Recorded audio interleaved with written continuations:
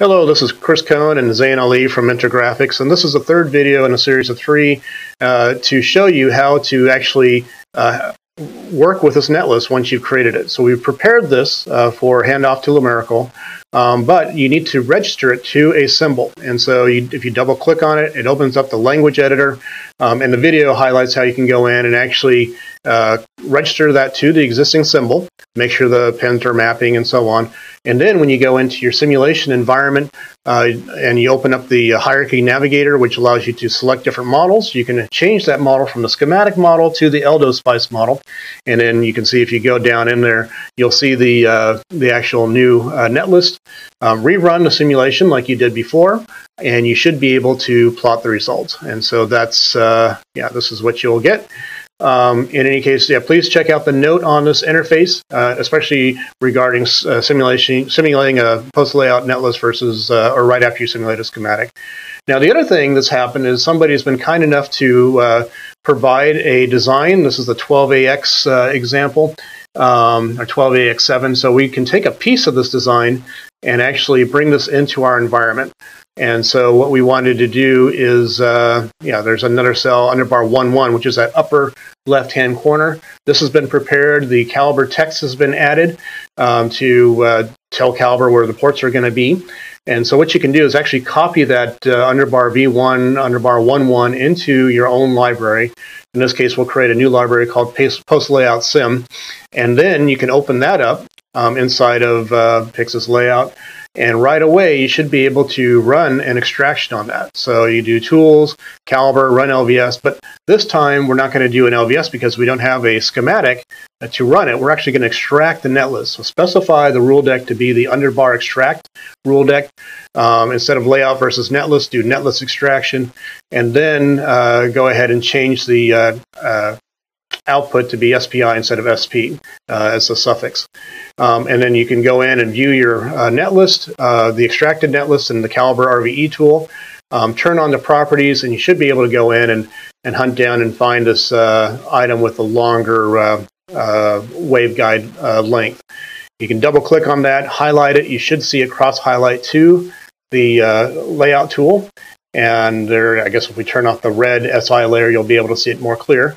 And then you can see the results. Now, the great thing about this is we don't have a schematic, and we've just run caliber in order to extract that model. And so we can view that, and you can see, like before, it includes the $X and $Y arguments for those elements. Lumerical doesn't handle that right now, and so there's the script in order to prepare it. And so that'll actually wash it, put it into the component directory, and you can double click on that, open it up in the language editor, and then that's ready to be registered. In this case, it's actually going to generate a symbol for you. And so you don't have a symbol existing now. You can specify to edit that symbol, specify your pin placements, and then you can OK. And then since I said to edit, you should see the symbol right there. Check and save that, make sure it works, and then you're OK to go.